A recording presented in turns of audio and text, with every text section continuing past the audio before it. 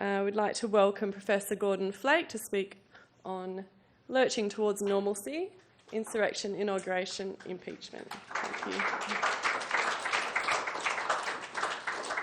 Well, thank you. It's good to be back. I tried to convince Ash that you would be tired of my voice by now, but the topic itself remains perennially fascinating, if not alarming, in that process.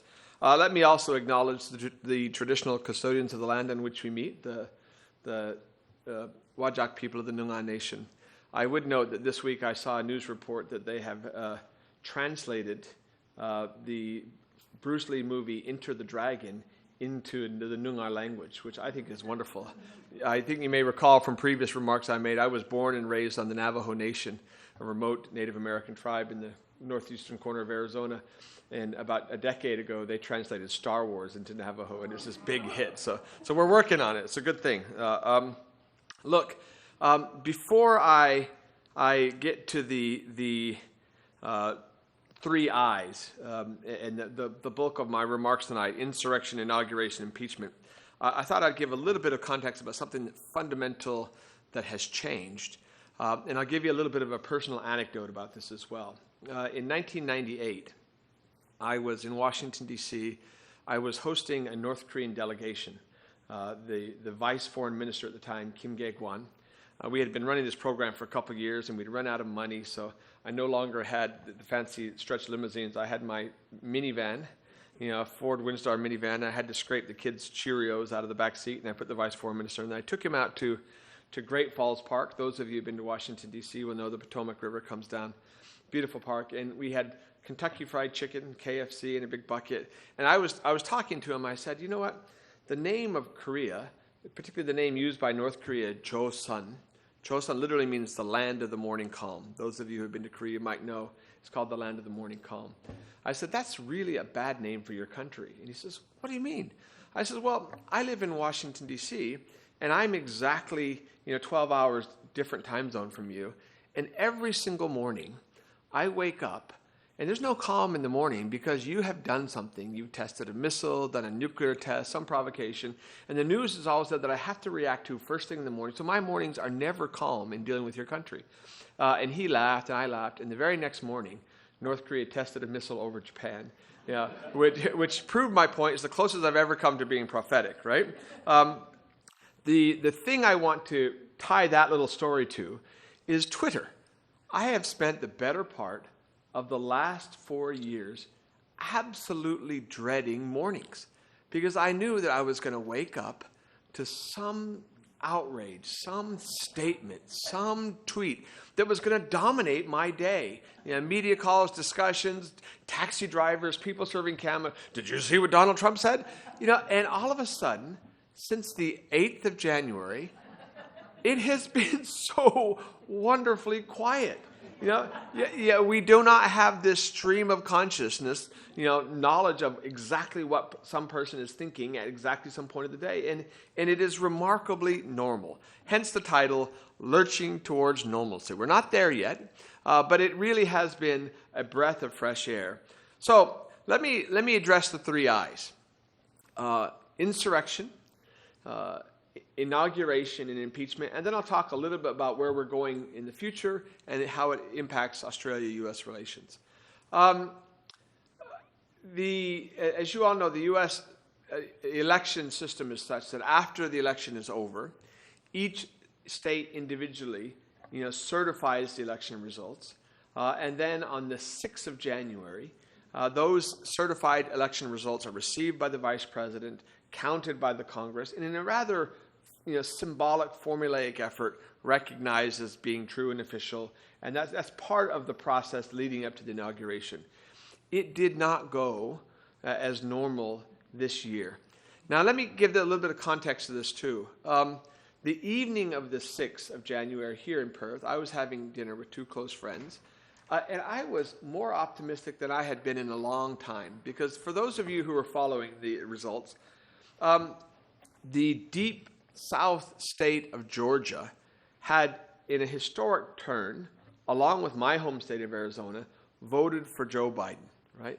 It was a remarkable historic development, largely on the grounds of some remarkable grassroots mobilization, voter registration, etc. And yet, because every state in the U.S. has a slightly different system in terms of their own electoral processes, Georgia is one of the few that has you have to get past 50%, and if you don't get more than 50% of the vote, you have to have a special runoff by-election. So in that case, Georgia, because of one senator who was up for re-election and another one that was a special election that had to be at the same time, had this rare confluence of two senators running at the same time, both of them having a special by-election, and that election was also on the 5th of January, right? So big deal. So I went to bed at the night of the 6th of January here, really in a good mood, because there was a really good news story that people hadn't focused on, and that is that the great citizens of Georgia, against expectations, had returned, had not returned to office, had elected Raphael Warnock, an African-American preacher who was, preaches at the same church that Martin Luther King taught at, to the Senate and it was just a remarkable development. And it looked like that evening that John Ossoff, a relatively young, in his 30s, Jewish American, was going to be the first ever Jewish American senator from Georgia, just like Raphael Warnock was the first ever African American senator from Georgia. But the results weren't quite clear when we went to bed. So I woke up on the 7th here, the 6th in the U.S., quite excited, as my normal habit is, which is a very bad habit. Reached for my phone, turned on Twitter to see what has been happening in the world, right? And I was shocked. And to put this in context, I spent 25 years in Washington, D.C., and Americans ascribe a level of holy writ, of sacredness to our democratic processes, much more so than you do in Australia. I mean, I spent last week in Canberra. Parliament House is nice, but there isn't that same sense of reverence. Maybe it's the natural irreverence of Australian society writ large. But the capital, even in the 25 years I spent in Washington, D.C., was sacred ground, right? It is the birthplace of democracy, the temple of democracy, and the way Americans think about it. And so whenever I entered, and all the years, and the thousands of trips into the Capitol, to go inside that building, it was a reverent place. And so for me that morning to turn on the TV and to see a violent insurrection, attacking the Capitol, attacking that temple of democracy, if you will, and the resultant loss of life, bloodshed in that Capitol, it shocked me to my core. It was a horrible day. I was out of sorts for days after that, right? Because it was a really serious thing. It was something that again, I don't think I ever imagined, right? I knew there was going to be a rally. What I didn't imagine was the whole series of events that would lead up to the violence and the attack on the Capitol. And it's all premised on what people now are calling the big lie, right? It was all premised on the argument that the election was stolen, right? And it was fomented by the President of the United States. It was fomented by allies of the President of the United States. It was fomented by certain members of the United States Senate who were at that moment meeting to formally certify, on a national level, those ballots that had been certified in the state level. And remember, during the interim, there had been 84 different court cases, most of them in states that had Republican judges, many of them in the states that had Trump-appointed judges, all of which had been knocked back, right? And so every state, again, Republican states, had certified the election. It was over. It was a formulaic thing. But the people believed and were encouraged by the president that they had to fight. And there was a lot of conspiracies going on, and it was horrible. It was tragic. It just shocked me to my core. Now, having said that, as dark as that day was, for those of you who watched it, 2 weeks later, in that same venue on the Capitol, there was an inauguration that took place. And my wife and I stayed up till 2 a.m. in the morning to watch the inauguration. And I'm seeing Robin nodding her head because I needed some closure, right? I needed that end of the process to watch that. And for those of you who watched or saw clips of it, it was, again, a reminder of the things that the U.S. does well, right? The pageantry, right? The speeches, the soaring music, The poetry by Amanda Gorman, that young African-American poet, that just brought me to tears, right? It's interesting to me that 2-week period of time was a remarkable shift in terms of sentiments. And again, you saw the worst of America, and then in 2 weeks later, you saw the best of the America in terms of that process. But that wasn't it. That was just kind of the start of the process. It was not a normal inauguration. It wasn't a normal transition. And part of that was something that led to, very quickly after that, the third I that I want to talk about, which is impeachment.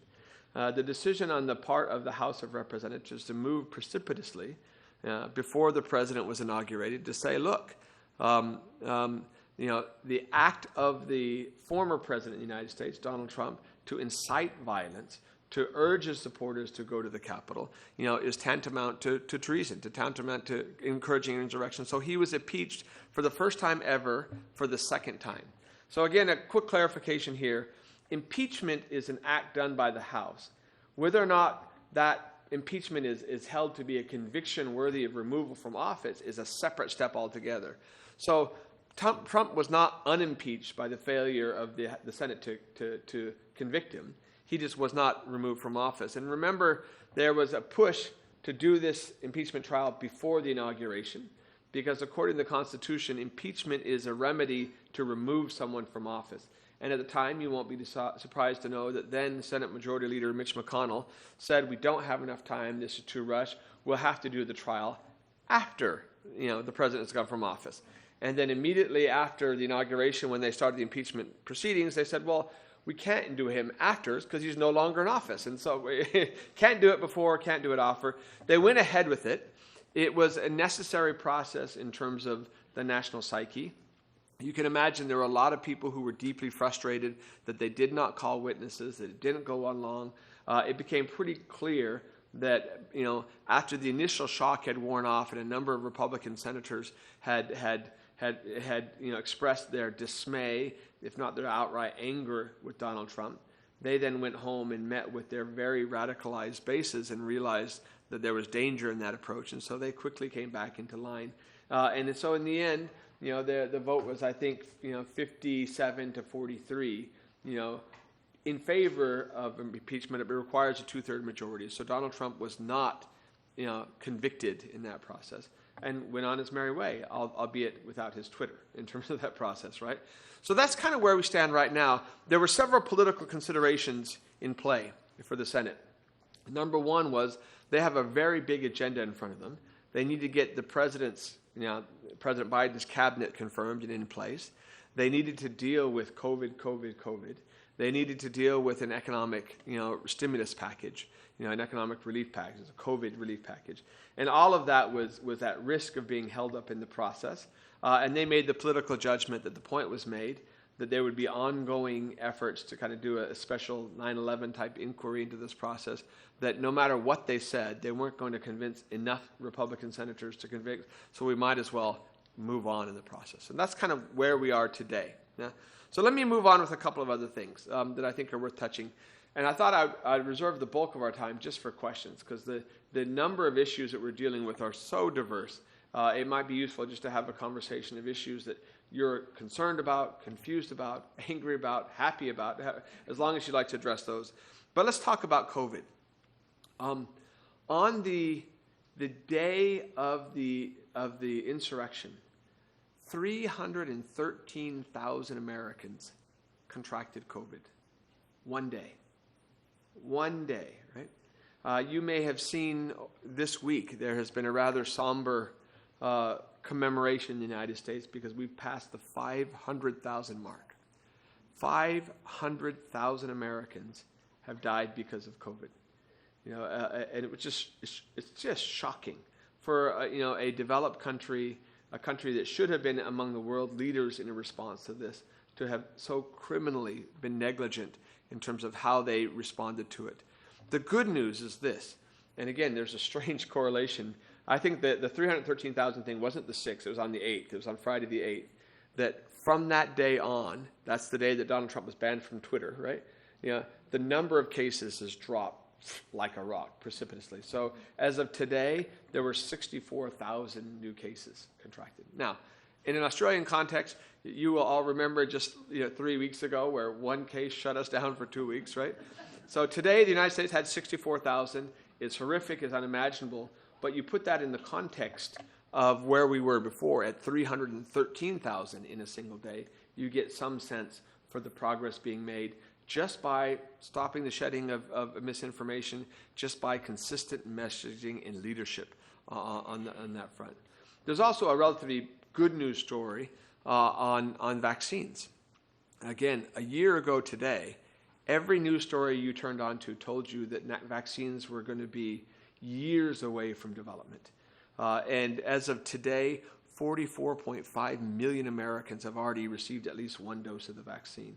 So that process is rolling out with record speed, and I anticipate it will only accelerate from here on out. And it has to, just because there is no other strategy, there is no other option at this point in terms of how that process is going. But you will not be surprised to know that while a Biden administration has come in a world of hurt, economic issues, unemployment issues, U.S. reputational issues, foreign policy issues, whatever you want. There's just so much work to be done. But their priorities have to be and have been COVID, COVID, COVID. And the recognition is unless that is got under control, there is no path to economic recovery. Unless that's under control, there is no path to U.S. legitimacy globally. Unless that's under control, there is no governance mechanism. So that really has been their priority, and it's rightly so. Again, there's a lot of us, basically the world over, that would like to see a lot of things from the Biden administration, but I think we all have to recognize that prioritization. Now let me talk about one other thing which I think is useful. Because I spent 25 years in Washington, I am uniquely attuned to political appointments and positioning, because that was the game in Washington, D.C., right? Unlike Australia, and unlike many countries in the world, the U.S., there's a remarkable revolving door in Washington, D.C. It's often considered a negative thing, people going from business into government and then out into think tanks or back into government stuff. Because I was a participant in that community for a long time, tend to have a much more favorable assessment of that process, because the way it has worked in the U.S. traditionally is that if you were someone who leaned conservative or you were a Republican, you would work, you would start out young in your career, you could work in government for a while. If you were going through a civil service career, you would just work your way up in government, and you would be nonpartisan largely. You'd be working essentially, and by requirement you were nonpartisan. You obviously had your own personal beliefs, but that was the approach. Outside of that group were a lot of people who were more political, right? Who would spend 4 years or 8 years, depending on how long your party was outside of government, working on ideas, writing papers, making recommendations, developing it, working in a very large think tank community in Washington, D.C. Now, to put this in context, the U.S. federal bureaucracy, not including the military, is about 3.3 million people. And so that's more than the entire population of WA, just federal government employees, right? So think about that for a second. How does an incoming president, now Joe Biden, how does he impart upon that large bureaucracy his plans, his policies, his will? And the answer is through political appointees, people who are appointed to come in there based on their relationships, their views, that they have views and policies that are simpatico with that president. Now, among those, again, there's different ways of counting it. But if you take out career ambassadors and stuff like that, and you look at political appointed positions that are relatively senior, assistant secretary level or above within the government, those are people who require confirmation by the Senate. There's about 550 of those, right?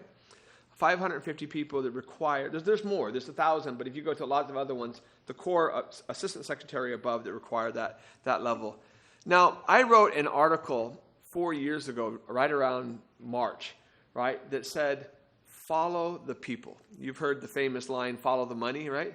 Well, if you really wanted to know where the Trump administration is going, I said, look at these people. And one of the issues was that 4 years ago, the vast majority, especially in my space, the foreign policy space, of political appointees, or people who would be political appointees on the Republican side of politics, had recognized the threat that Trump was and signed on to these Never Trump letters, right? They said, we don't want any part of this. So the Republican foreign policy establishment, if you will, said, I don't want any part of this. And because of that disloyalty, they were never even considered, right? And so again, I'll be really blunt. Trump did not start with the Republican A team or B team. He kind of started with the C team in terms of people who were ideologically in sync with him. Republican, had not criticized him personally or signed on to Never Trump letters, and then were thereby eligible for appointment. And then on top of that, there was a general disdain for the role of government. So I think at the peak, if I recall correctly, at the peak, only 66% of those political appointed positions were ever filled. Most of them were just left vacant, right? Most of them were, they didn't have the authority to make decisions anyway. They were all made kind of pell-mell out of the White House anyway. They never filled them, right, in terms of that process. By contrast, on his very first day in office, President Joe Biden went into the White House and he pulled up this great big computer screen with thousands and thousands of little faces on it, Zoom call, and he conducted via Zoom mass swearing in of 1,000 political appointees on the first day. 1,000.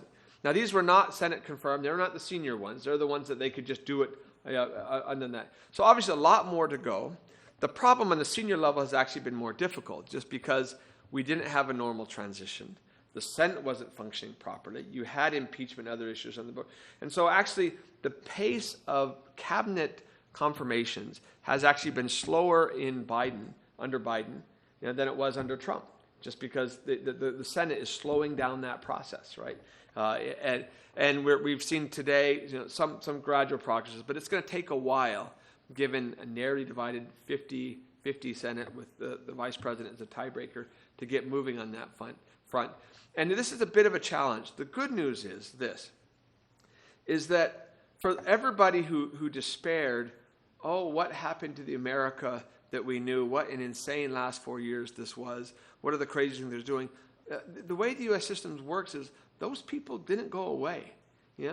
Most people stayed there in Washington. They were there, and as I was indicating, they were ready to come back in and ready to run the show. And so what you've seen is just basically the mass application of just core non-partisan, core competence, non-high-profile, non-sensationalist, right? So if you look across the entire Biden cabinet that has been nominated, and now many of them Senate confirmed, other than John Kerry, there's probably not a name that most people in the public would have known, right? So Bill Burns is now just confirmed today, former State Department guy, just universally respected just for sheer competence, right? Tony Blinken, the Secretary of State, again, outside of diplomatic circles, he's not a publicly known name. Jake Sullivan, the National Security Advisor, didn't require Senate confirmation, but again, not publicly known, not a showboat, not flashy, just sheer competence, respected on both sides of the aisle. Again, the only possible exception to that is John Kerry, just because former presidential candidate, former senator, former Secretary of State, and he has been appointed as the climate czar. Again, I don't think that's Senate confirmed, the climate czar. It's just a White House appointment. But that gives you a sense for where these issues are going. So now, let me talk about my basic view. My basic view is it's a lot easier to tear things down than it is to build things. There is a lot of hard work to be done. I watched an interview yesterday with Pete Buttigieg, Mayor Pete, the former mayor of South Bend, Indiana. He was just talking about, the real challenges of taking over a department that has been largely gutted over 4 years, where senior people have left, where projects have been undone. Robin can let you know how much of a toll the last 4 years took upon the senior levels of the State Department. The most senior people basically said, I don't want part of this. This doesn't represent me and my values. And so there has been a loss of a remarkable level of leadership in that front. It's going to take some time to rebuild. Trust with the allies is going to take some time to rebuild. But having said that, when you ever find yourself in a hole, the first thing you do is stop digging.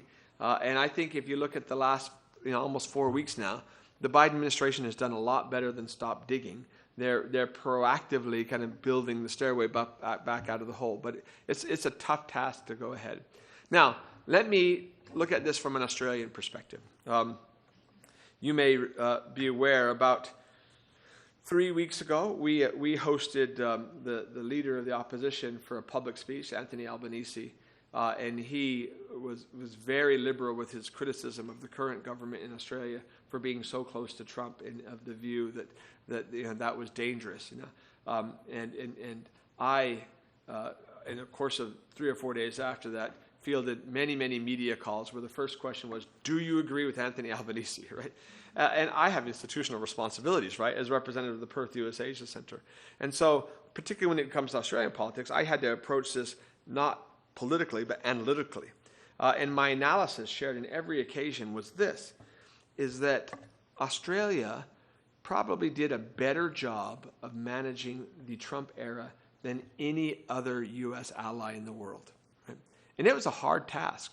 Now, you just have to think back 4 years ago, right around the election time, when all of a sudden, you had an Australian government widely anticipating a Hillary Clinton win, having to pivot on a dime to a Trump victory, and then the interesting thing for me, and this was a real concern I had in November, December 2016, was that you had, again, Prime Minister Turnbull, our Foreign Minister Julie Bishop, doing their best to calibrate to a Trump win in terms of how they messaged, how they said that. And in the meantime, the Australian public view of the U.S. was just dropping like a rock, right? And my worry was that the gap between our government's messaging for the sake of maintaining the alliance relationship and where the public opinion was would grow so large that it would be tempting for Labor just to drive a truck right through that because, it's just too tempting, right? So you may recall shortly thereafter there was this initial phone call between our Prime Minister, then Malcolm Turnbull, and Donald Trump, and it was about the taking in refugees from Manus Island, and it went really badly, and it devolved into a shouting match, and that leaked. To me, that phone call was a godsend. What a wonderful thing, right? Because one, it allowed Australia to look tough standing up to Donald Trump. It allowed it to be an Australian issue, so it allowed Labor and the Liberal National Party to recalibrate and come together. And then the relationship with the U.S. didn't become a partisan issue for us.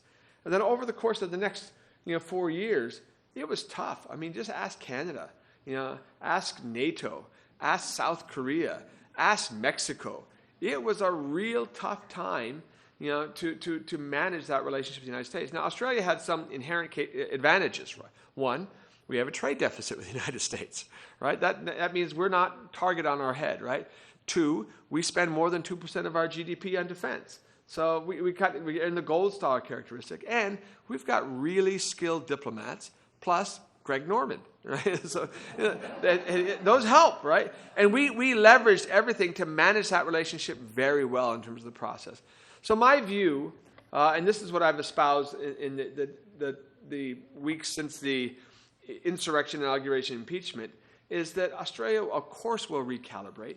There's been a lot of media focus on climate change, which I understand why the focus is there. But the U.S.-Australia relationship is much greater than any one person, a la Donald Trump, and it's certainly much larger than any one issue, like climate change. And if you look at the full spectrum of issues where we can work together now, it is so much wider than it was just 2 months ago.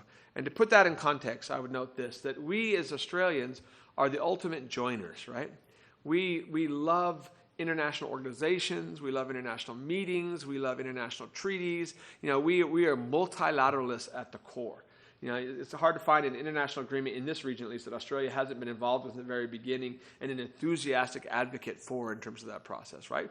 Part of that is because our national mantra of having a rules-based order is born of the fact that we recognize that we've got only 25 million people in a region full of very big powers, and we don't want to live in a world where might makes right. We want to live in a world where you have the rule of law or you have a rules-based order of some way or the other, hence we join. Well, during the last 4 years, the Trump administration was hostile to almost every imaginable form of multilateralism. international organizations. They pulled out of the Trans-Pacific Partnership. Then Australia came along together with Japan and miraculously resurrected that organization, or that agreement. It's one of those great ironies is that I think in the international trade space, the most significant development of the last 4 years was not the signing of the Regional Cooperative Economic Partnership Agreement, which is lowest, it's a good thing, it's good, but it's lowest common denominator, everybody get together and agree on the minimum we can. It was Japan and Australia together saying, ooh, despite the fact that the U.S. has pulled out, we want to hold the line on a higher quality Trans-Pacific Partnership, and we're going to call it the Comprehensive and Progressive Agreement of the Trans-Pacific Partnership, CPTPP.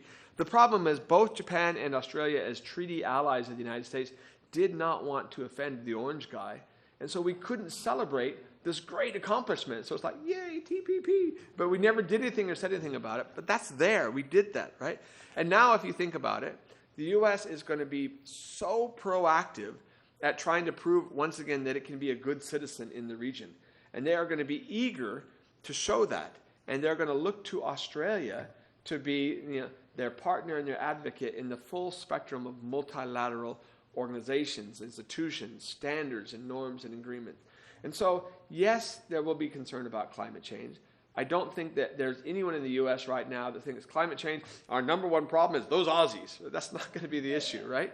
The potential for Australia to be a partner is much greater. So I have this strange feeling, which I have not had for quite a while, of optimism.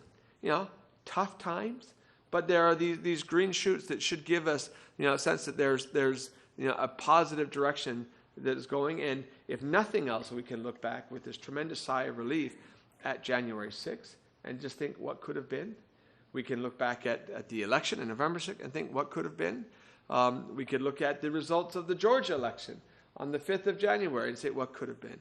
And in the end, I think there is obviously a hard road ahead, but we are certainly in a far better position than we have been for a long time. So hopefully that gives you a sense for my view as to what's going on right now, and it's sparked some questions that you might have that will carry us through a good conversation.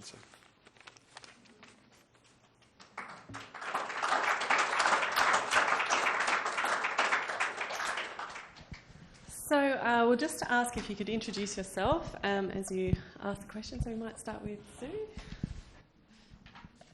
Gordon, thank you very much indeed for that. Introduce myself. Sue Boyd, immediate past president. Sorry. Thank you very much for that. You always have this wonderful enthusiasm and the knowledge of an insider, and sharing all that, sharing all those views. And I must say, what you're saying rings true. We can see that.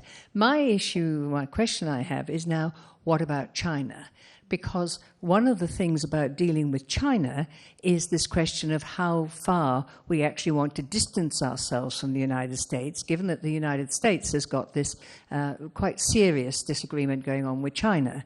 Now, in a way, your United States is China's number one enemy, and so on and so forth. That's a relationship we're all going to have to manage. And for Australia to be very closely identified with the United States in our discussions and our way to find a way through the relationship with China might not be the best thing. So how do we manage that? Because you are our major ally, you're our treaty partner. There's no doubt that we have a naturally good relationship with the United States, and one doesn't want to undermine that. But in the wider spectrum of the challenges facing us right now, how do we handle that? Thank you. So I spent, as I mentioned earlier, last week in Canberra, and I was just a week after the Sue Boyd book tour. So I was in Sue's wake in Canberra. And so whenever everybody hears Western Australia, it's like, oh yeah, you're from Sue Boyd State, which is good. It's a good thing to be. Many of you may know there is a scholar at the Australian National University, a former defense official named Hugh White. He's been a friend and a debating partner of mine, probably for 25 years, right? And Hugh has long had this premise that China's a rising power and that Australia needs to accommodate the rise of China. And it's a process that it needs to be prepared to distance itself from the United States. One of my greatest gripes against Donald Trump is that he gave oxygen to Hugh White. I mean, if you get to the end of 2015, beginning of 2016, right, he had completely lost all credibility within national security circles in Canberra. That thesis was old and gone. And all of a sudden, Donald Trump comes along and just proves every point he was making and just makes that a very relevant debate again. However, my view is this. If you look at the last 4 years, Donald Trump, far from being tough on China, was like on so many other issues, all performance art, no strategy, no substance, right? So big talking, but he didn't do anything, right? And all the issues where there was sincere, growing international coalition to try to get China to do some fundamental economic reforms that were basically unfair treatment of other countries around the world, all that coordinated pressure was just squandered, for a handful of soybeans so that Trump could say he had a tough negotiation. He didn't he basically gave China a green light on Hong Kong. He gave them a green light on the Uyghurs. When there were sanctions against ZTE, one of the Chinese tech companies, Donald Trump personally intervened to back off on those issues, right? And in the end, his deals, his very transactional, mercantilist deals with China on ag issues were easy for China. Just buy more beans from the U.S. instead of from Australia. So it didn't help us at all, right? Now you contrast that to this last 12 months, right? Australia has been dealing with this challenge for a long time. And the question is where you stand. My view is that the Chinese very quickly had written off the prospect of serious progression of relations with the U.S. And so they began to focus their attention on Europe, on Germany, on Japan, on that process. But remarkably ineffective given the shift that was taking place in China. And I'll highlight a couple of things. In October of last year, they had a foreign ministers meeting in Tokyo called the Quad. The Quad is a grouping of Japan, the United States, Australia, and India. And previously, it had been very sensitive to the Japanese, very sensitive to the Indians. But over the last several years, it had been very sensitive to the Australians. We pulled out in 2007, right? So it's sensitive to us in that process, right?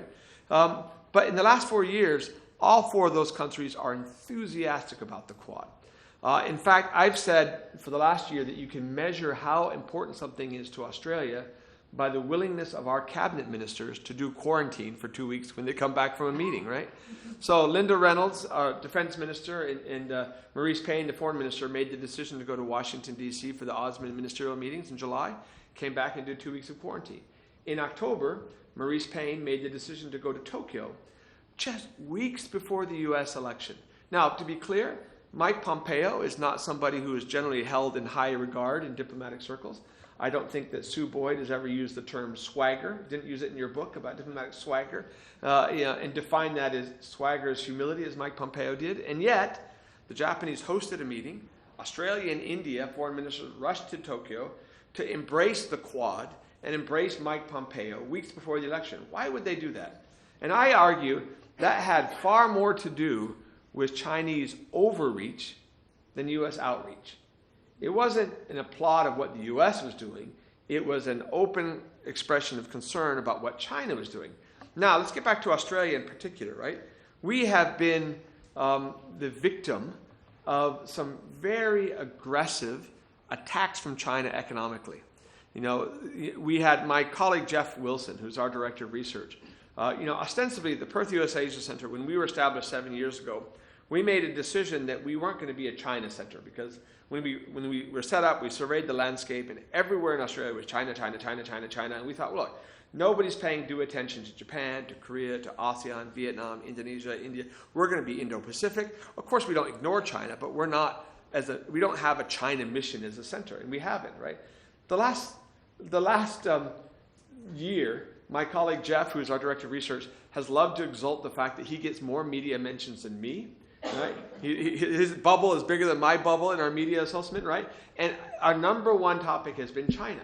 And that's just because he's a trade specialist, and there's been a trade war where China's been attacking sector by sector, whether it's crayfish or wine or barley, and it's gone down this list with very punitive actions in terms of that process.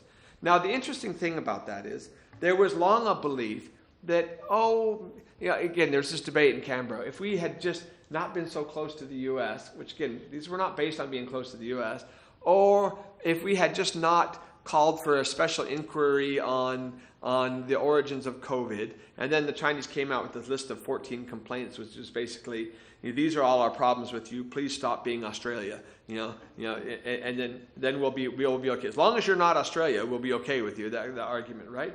But in the end, the interesting thing was there was a presumption that this was a classic case, to use a Chinese proverb, of killing the chicken to scare the monkeys, right? So in other words, it wasn't so much about Australia. It's about teaching these uppity Aussies, don't you dare stand up to China, because we want to make sure that the Singaporeans and the Malays and the Thais and the Philippines and the Indians and everybody else realize that there's a price to be paid, and you, Australia, are going to cop that price. Now again, we in Australia don't necessarily realize this, but we're not the only ones, right? Canada has copped the real price as a result of their decision to detain Princess Meng, from Huawei, right? India has had some real issues on the border. The Philippines copped the real price after their decision to take China to the International Tribunal on the South China Seas. South Korea's decision to deploy a THAAD, Theater High Altitude Aerial Defense Battles, led to economic consequences to them. But in Australia, it was the most sustained and systematic over the course of the last 6 months, until this year. So what happened this year? The Biden administration comes in. On day one, Jake Sullivan, the National Security Advisor, sends out a message about his concern of Chinese unfair economic treatment of an ally, Australia. On day two, Tony Blinken has a similar statement.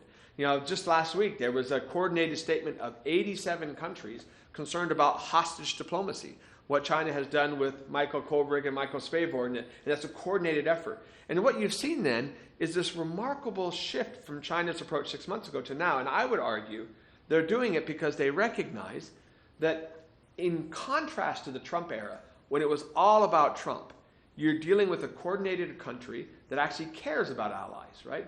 Whereas Trump didn't understand alliances or care about alliances. And you had the risk that if you're China, that the framing challenge for Australia-US relations was going to be how badly China was treating Australia. Now, do I think now that just because that's come along, there's going to be no problems? No. But we're not alone in that, right? This is a systemic thing. It's global in terms of that process. But you won't be surprised to know that I believe that Australia is far better off in close coordination with the United States and other like-minded partners, including the Quad, because I've seen little evidence to suggest that the other direction of trying to placate the Chinese, particularly at this time, would lead to a better outcome. So I'm sorry, that's a very long answer, but I thought I would just weave a few other things into that process.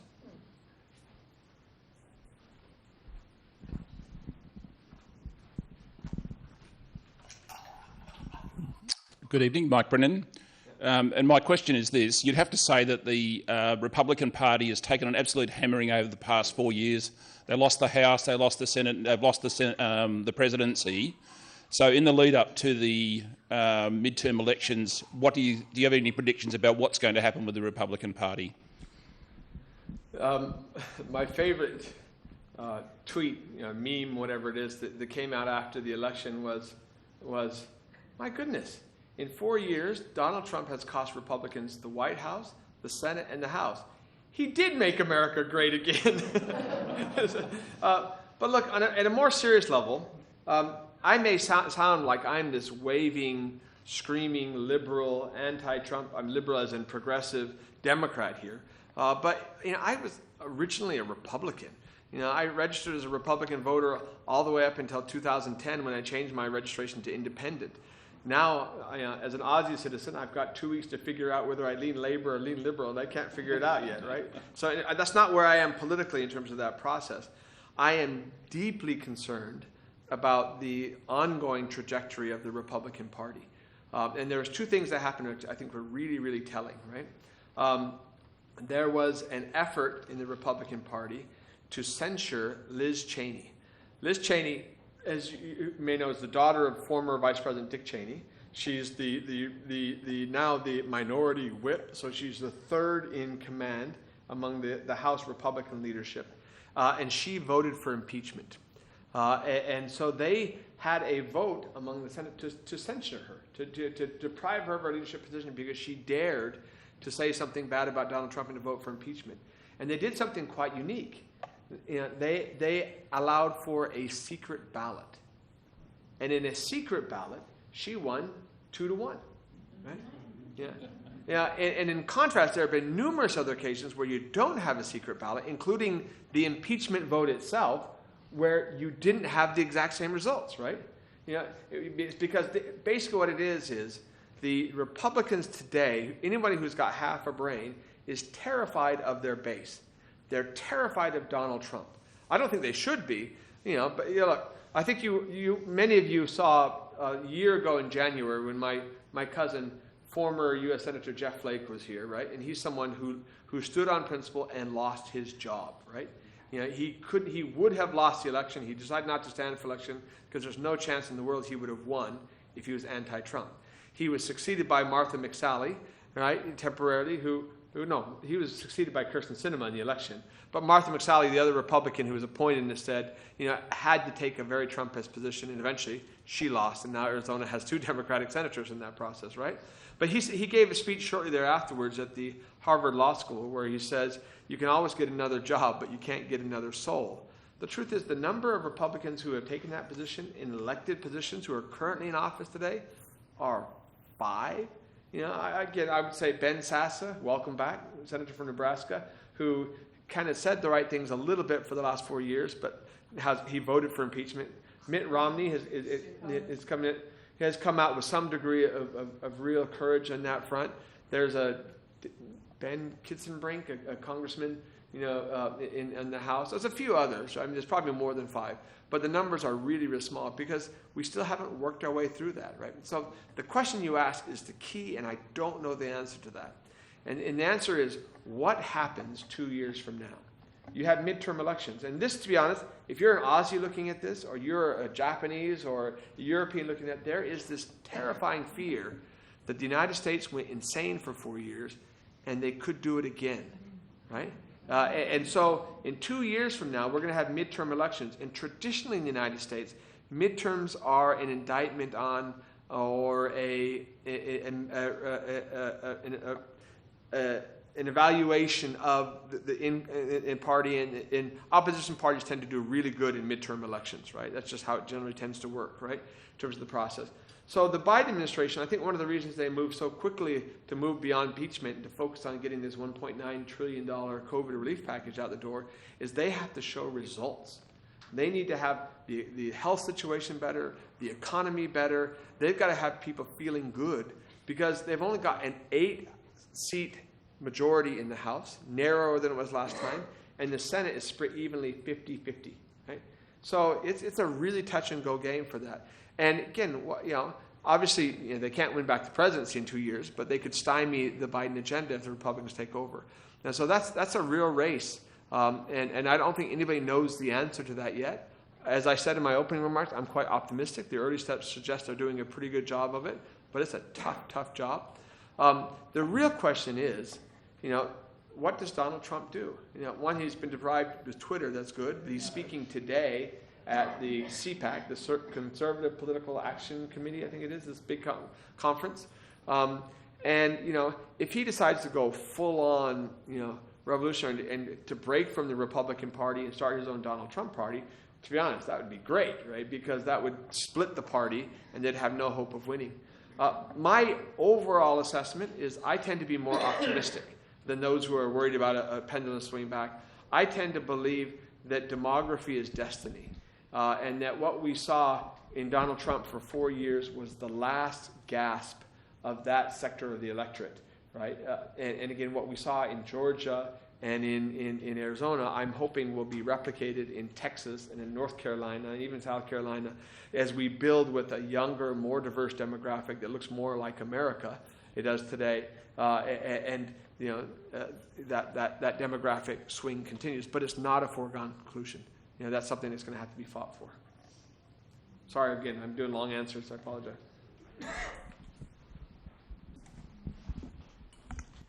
Thank you, Gordon. My name is Heather Rogers. You, like me, the two of us voted for Joe Biden, although you're an independent and I'm a registered Democrat. What do you think about the qua non uprising and insurrection, and they feel that Donald Trump is going to be elected on March the 4th, which was until 1933 the Inauguration Day. It was changed in 1933 to January the 20th. The FBI is already at battle stations ready to do this. How much do you think this QAnon movement is going to damage even President Biden's healing process? There are some rather quirky things about the United States, if you haven't noticed. We have the oldest constitution in the world right now, in terms of living, functioning constitution, and it is regarded by many as holy writ. But, we've already had 18 amendments? I don't know, I have to look at, I keep looking at Robin, she'll tell me how many amendments we have. How many amendments are there? 28. But anyway, there's a lot of amendments, so it's not a perfect document, but it set out some really strange things that were appropriate back in 1700s rural America, and one of those is that strange gap between the election and the inauguration. And you're right, it used to be even longer, right? A November election, and you wouldn't have a new president inaugurated till the spring, so they could get up the muddy roads to have some type of inauguration originally March 4th. That's been moved till the 20th of January, but still it's a bizarre, long period of time where we saw it, idle hands or devil's playground kind of thing. That was just way too much time between election and transition.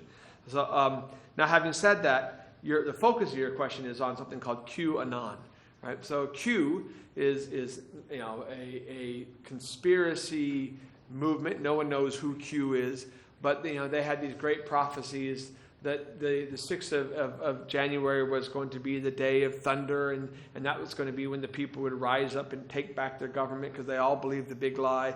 And it's just used a lot of stuff, to be honest, which even in my family and relatives, if you're just a normal person, you're just flipping through social media and you see there are pedophiles. It's this weird thing about, all the Democrats are pedophiles, and they cut up, Hillary Clinton cuts up babies and eats them, and it's just weird stuff, right? It's really weird, but it's just prevalent. It's everywhere out there, particularly in social media. So the decline of the mainstream media, the rise of this hyper-partisan media, even in the thing, and then social media has enabled this to have legs like you wouldn't believe in terms of the process. Now, in the end, that was one of the things that was directly tied to the insurrection on the 6th of January. You're absolutely correct. There is concern that they will then use the 4th of March as another opportunity, because they still believe the prophecy that Donald Trump will be rightfully installed as president. Their numbers are dwindling. I mean, there's been a lot of surveys to show that there's an awful lot of formerly QAnon believers who were shocked when the prophecy didn't come true, right? When Biden was inaugurated, and that cognitive dissonance woke up a lot of them. There's still some hardcore believers. The difference now is, though, that we have an FBI who is free to do their job, right, without political interference. We've just had Merrick Garland. Is he confirmed? I think Merrick Garland is confirmed. He's having his confirmation hearings as we speak. Merrick Garland, you may recall, was nominated by the Obama administration, by President Obama, to be a Supreme Court justice. He's now been nominated, and I think within hours will be confirmed as the Attorney General. And one of the things he made it very clear was, and the Department of Justice already made clear, is that they regard, as in New Zealand and Australia, far right-wing terrorism to be the most imminent threat to the nation, right? And so for us, it's so easy for a population just to blame others, right? There's Muslim extremists, right? It's people who don't look like us, people who have different skin colors, it's foreigners. And that's easy to get people worked up on, right? But the truth is, the data has shown for a long time they're far more concerned about people on the far right with guns in terms of civic disruption, loss of life, acts of terror than on that front. The good news is, in contrast to just a month and a half ago, instead of being encouraged, aided, and abetted, that will be attacked and suppressed and managed and handled. So I don't believe there will be a second coming on the 4th of March. Donald Trump will not be reinstituted president, and the hardcore true believers will have one more day of cognitive dissonance as they slowly become de-radicalized in that process. That's my hope. That's my optimistic hope.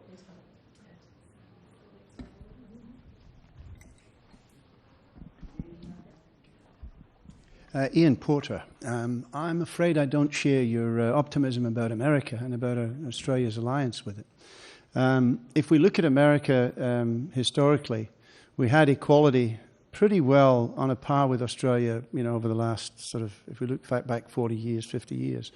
But since the rise of big capital, we've seen a shift, and inequality is pervasive. And so if we add the eye of inequality onto the three that are already on the screen, and then we see how the perversion of information, another eye, through the information media, controlled by people like Rupert Murdoch, of which we've seen lots of publicity on his power. How do you see the future in terms of the alliance of Australia following America into its crazy wars, which are used basically to prop up the big capital of the military-industrial complex? So you're absolutely correct. A fourth eye could be inequality. You're spot on. It's a real serious issue that has been sapping American strength for a long time. It's difficult for Australians to understand after we've gone through this almost unbroken 30-year period of economic growth, a time during which the average middle class income went up dramatically. The United States didn't have the same thing. Today on the floor of the Senate, in debating this relief bill, Senator John Thune from North Dakota gave this great story about how he started working in a burger shop. He got paid $1 an hour, and then by working very hard, he got up to being paid $6 an hour. And somebody did some quick analysis that said if you did just basically, consumer price index adjustment, that would be $25 an hour today, right? So the U.S. minimum wage, which hasn't been changed for nearly 25 years, falls further and further behind. The inequality grows larger and larger and larger. But I think there's a recognition of that now. A part of that is my broader optimism of the demographic shift that's taking place. And so let me put it this way. The U.S. elections were fundamentally stolen and unfair and corrupt and cheating, just not in the way the Trump folders think. It was in the opposite direction, right? There was gerrymandering. There were restrictions on who could vote, how they could vote. There were massive voter suppression efforts that took place over decades and decades to suppress minorities, to suppress immigrants, to suppress women, to make it hard to vote, right? They don't have a holiday to vote, right? They don't have sausage sizzles, right? It's in the middle of November and it's really cold and it's in a work day. And, we saw just this last election in Texas, right? To try to do early voting, the governor of Texas said, all right, we're only going to allow one ballot drop box per county. Harris County, with a lot of minorities and 1.7 million people, you get one. Lubbock County, with majority white and a few thousand, you get one, right? The election was fundamentally unfair, and yet Joe Biden won in a historic sweep, 8 million more votes. Arizona turned, right? Georgia turned, right? And so that's the source of my optimism, right? There is this demographic shift taking place. And again, so on the one hand, it's easy to look at America and say, oh, it's horrible, it's all these crazy things. But the reality is, if you look at that organization, what's coming up, you look at Amanda Gorman, who gave the speech. If you look at Stacey Abrams, who organized in Georgia, you can't help but think, oh, I love that country. I love my country, right? Because of that's coming up. And that's the source of my optimism, right? Then you add on to that, there's just a lot of pent-up demand for these things to move. And the U.S. tends to move in fits and starts, right? And we're still wrestling with the original sin, right? But in doing it in a very public way, the original sin being slavery in terms of that process. But, my view is we make progress in terms of that process. So again, you're spot on. Inequality is a real issue. But my guess is, the near-death experience of the insurrection and of the last 4 years has the potential to have a real positive impact. Now, I could be dead wrong, right? We could, in 2 years from now, slip back into Republican control. But again, demography is destiny, right? I look at the America that my kids grew up in, and it's fundamentally different than the America that voted for Donald Trump. And when I say demography is destiny, we also know something about that voter cohort that voted for Donald Trump, right? Is that they're not immortal.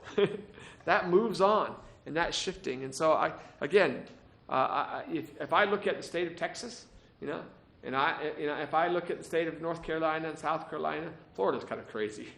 Give up on Florida, right? But I think you're going to see some fundamental shifts that will stun and surprise. I remain fundamentally bullish.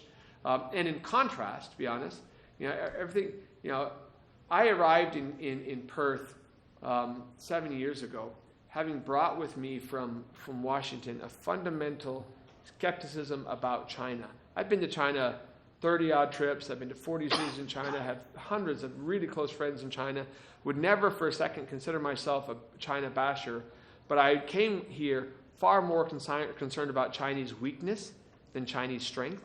Meanwhile, on St. George's Terrace, anybody who suggested anything other than 1 billion metric tons of steel consumption a year and China growing for another 30 years at the same rate it grown for the last 31 was considered to be a heretic, right? Now, after the last 4 years of Xi Jinping, or the last 5 years of Xi Jinping, we're in a tough spot in terms of China, its position in the world, their own domestic problems. So I would put it this way. You're spot on about every one of those problems, but I would take every problem that America faces today by orders of magnitude before I would take the fundamental challenges that China faces going forward. And that informs my view of where Australia's interests lie, where the world's interests lie. And again, going back to what I said about the Quad meeting in October, why would India, Japan, and Australia rush to embrace, the Quad at this time? Right? Why? Not stupid, right? There's a fundamental assessment of where again, all problems aside, where the future holds. So I cling to that little bit of optimism. So. And thank you, Gordon, Samina, Yasmin, both from AIIA and UWA. I'm glad you finished where you did, because I'm going to take issue with that, because I think I wouldn't say so much about Australia and Japan, but when it comes to India's assessment, I think we need to acknowledge the fact that India and China last year had the border conflict, and only 3 days ago they decided to withdraw their troops from the line of actual control. So I think when India decided to run to the meeting, it's as much to do with the fact that they wanted maybe, and we can talk about that, hope that somehow Trump would come back again and then they would be able to show that they are really a reliable ally, but also to give a message to China that they are not on their own. Because if that wasn't the case, they wouldn't have agreed to this pull out. They've just, two sides have agreed. So I think we need to watch that with a bit more sort of openness and not just say, oh, it's a sign. What I'm really going to, that's what I was going to comment on, but the question really is that you haven't mentioned one of the most famous Americans of Indian origin, the vice president. And what does that mean for America, not just simply lurching towards normalcy, but actually contributing to what Biden has constantly been saying, power of our example as opposed to example of our power, because I think it's a very powerful image. So I was wondering if you could say something about that. On your observation, I understand exactly what you're saying. You don't want to over-project upon India what India will do, because India will act in India's interest. I am, shall we say, skeptical of any longer-term rapprochement between India and China. Just 2 years ago, we had a very similar issue on Doklam, which was resolved, only to come back in a stronger form. Just wait. My anticipation is that Xi Jinping's China and the mandate they have in terms of their own domestic politics to continue to push on this front, and again, that nationalist sentiment there that's pushing that means that these issues aren't gone away. I don't know anyone in India that thinks that the current decision now to step back is the end of this conflict, right? So it's coming right back. That fundamental contestation will continue. But you're spot on. India will act in India's interest. You can't consider it to be an ally of the United States. It's not, right? It's got this long tradition of non-alignment. But having said that, my goodness, if you told me a decade ago that India would be today where it is today, I wouldn't have believed you, right? So the notion that it's unchanging is also not true. Kamala Harris. Rather, you're spot on. The symbolism of her election is in many respects very similar to the symbolism of Barack Obama's election, right? Now look, I was raised in the United States there's a children's TV show called Sesame Street. I don't know if they ever competed with the Bananas and Pajamas on ABC or something, but I grew up with Sesame Street, right? As a kid, it was produced in New York City. Everybody was diverse. There were black kids and Hispanic kids, and it was a very cosmopolitan thing, right?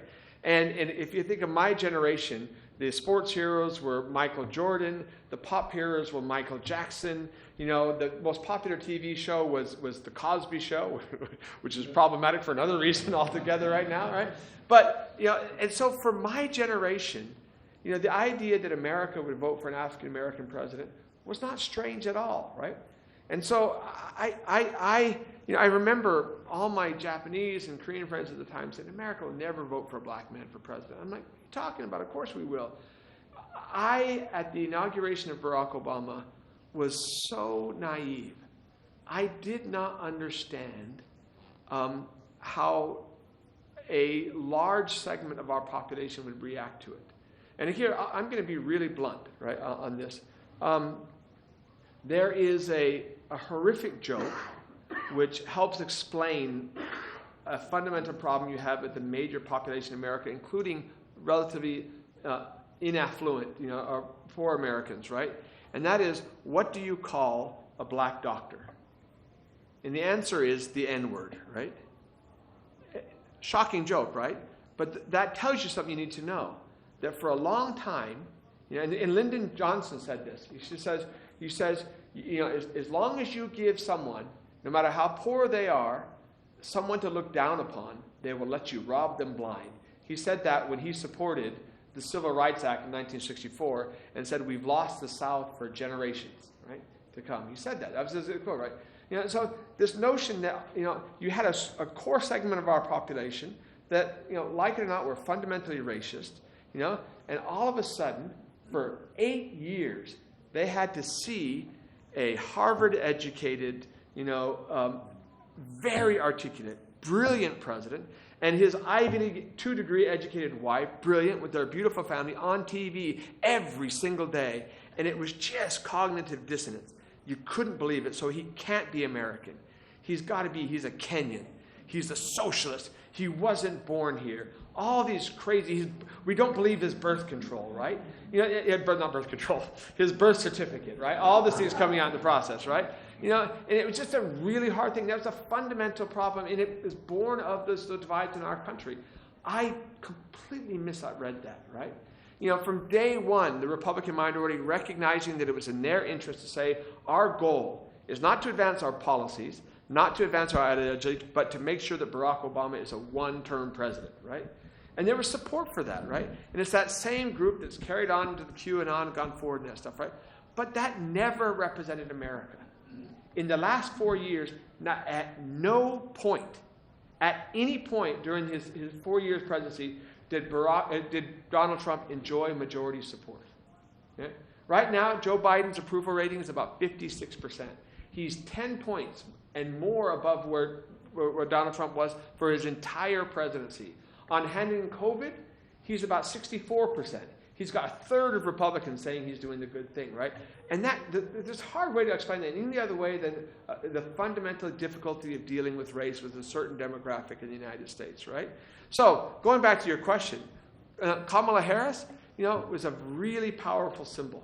Now, that same cohort they believe now that Joe Biden is senile, a doddering fool, and he's only in there as a conspiracy, that Kamala Harris is actually just running the show.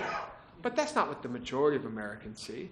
The majority of Americans celebrated seeing, Amanda Gorman give that beautiful inaugural, the poem that made me cry. The majority of Americans, the new America that gives me the optimism, right, which is more than 50%, right? It's just that we've had a system that has been so skewed by the minority, by the callous and conniving use of laws to perpetuate minority rule. But I think this is my optimism. That enabled them to stretch it out 4 years longer than they should have, but that time has passed. Now, we may have a relapse, but I'm still long-term optimistic that that's the trajectory we're going on. And you're spot on. And it's not just Kamala Harris. So the two Senate nominations, the two cabinet nominations before the Senate that have hit the biggest trouble, you're going to be surprised by this, are Noreen Tanda, who's the nomination for head of the Office of Management and Budget, and Deb Haviland, rather. So one is a Native American woman to be the first ever Secretary of the Interior, and one is another Indian American woman. And all of a sudden, the Republicans are aghast because she said something mean in a tweet. I mean, what are you talking about for the last 4 years? Think if there's one area where the bar would have been slightly lower, but it's not surprising that that's where they're attacking, right? Women of color. But again, I think that's passing, right? Interesting. It looks like Deb Haviland has gotten through. And the interesting thing is, the president has been remarkably supportive of Noreen Tanda, and I'm hopeful for that. I don't think that's done yet, so we'll see how that plays out. But you're spot on. The remarkable diversity of this cabinet is a cabinet that looks like America. And Donald Trump's cabinet looked like American leading class in 1950. So it's not a surprise that he wanted to make America great again. It was really make America what it looked like in 1950. That's what he wanted, right? And that's not where it is today, and that's where I'm optimistic about. So, sorry, I've got to... I feel like we could keep you here all evening, Gordon, but we might just take one last question on the front here.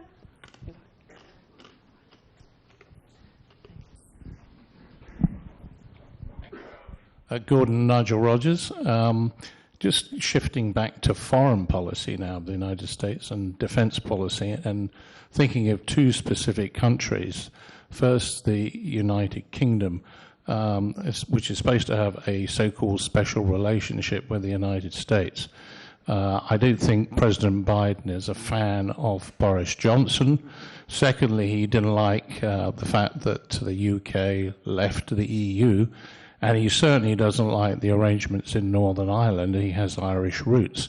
So this is going to change the dynamics, I think, between the US, and this might become less special, the relationship. And the second one is North Korea.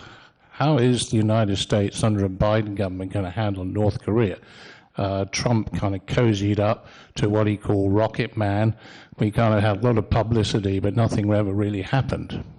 What do you see the future on those two fronts? Yeah, those are both topics that I could spend an entire evening on, but I'll keep it very brief. Look, the U.S.-UK relationship, the special relationship, has not been so special for quite a while, even pre-Trump, right? I mean, the truth is, if you look at level of intimacy, interoperability, intelligence sharing, level of importance, I would argue for a long time that Australia has usurped that role in terms of how it's seen in the United States. So Great Britain has been on a small Britain trajectory for a while, right? Everything you pointed out is exactly right. I would add one positive note on that is that, Boris Johnson is, he's not a man of principles or a particular ideology. He's just kind of an entertainer and a chameleon, and he has found a newfound zeal for working on climate change. And so there will be many opportunities like that for the U.S. and the U.K. to work together. Similarly, the U.K. has now applied for membership in the Trans-Pacific Partnership, which again is a welcome development. They've asserted that they are an Indo-Pacific power, which again is a welcome development. But in the end, to be honest, the UK is not what the UK was.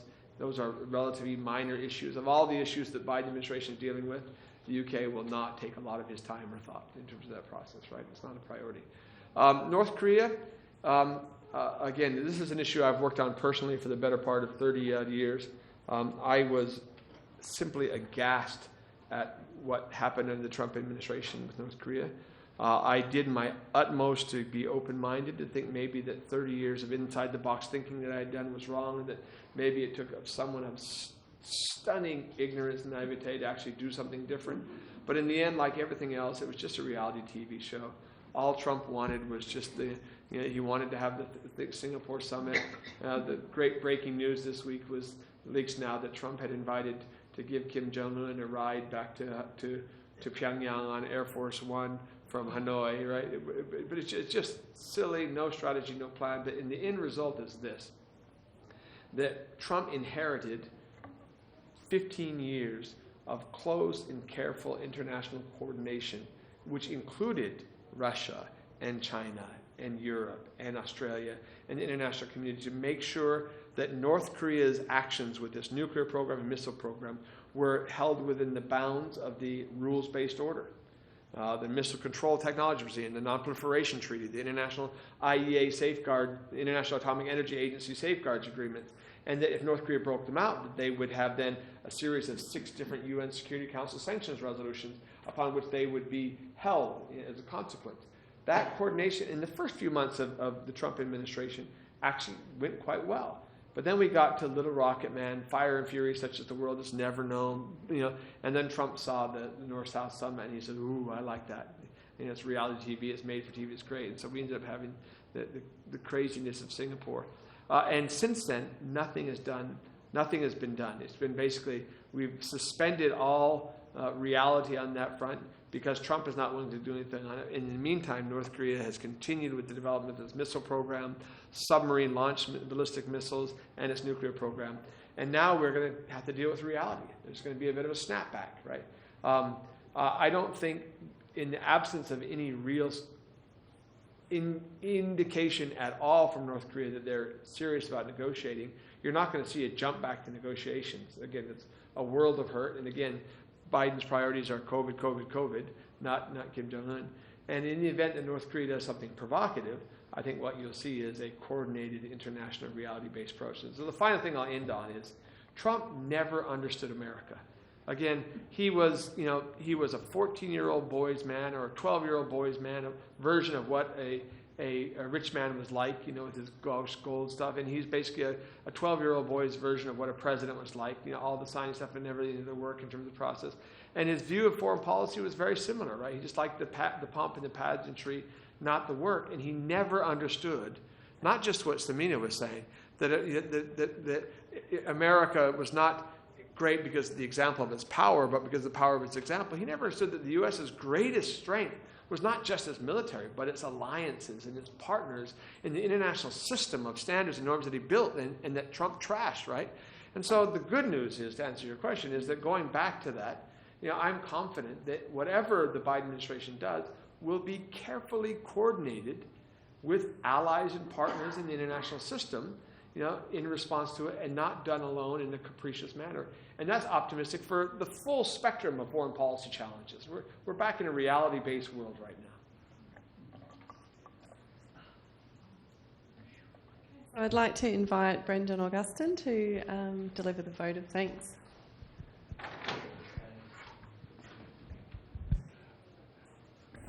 As advertised, Gordon, it was a very rich and colorful and multi-layered discussion, both from your presentation and your responses to the questions. I myself had quite a few questions to ask. I think if I could look at a theme today and the questions around the room, China is going to be a topic that we're going to continue to talk about this year, both in the AIIA-WA context, but also across our media, across anyone who's thinking about the future of this country and the region.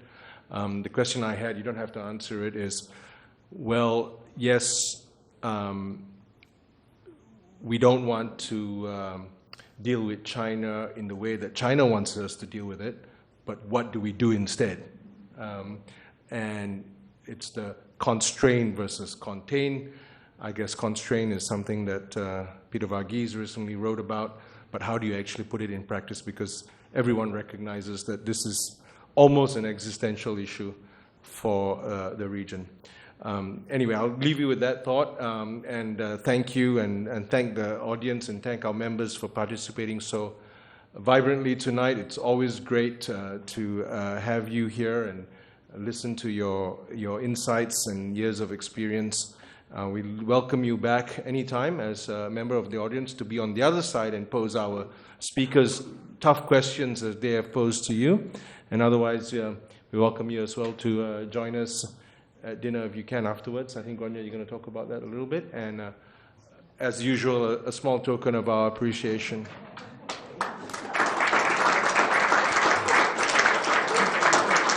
And as a group, if we hadn't already at the beginning, sorry I was a bit late, we also like to welcome you as a fellow Australian today. Thank you.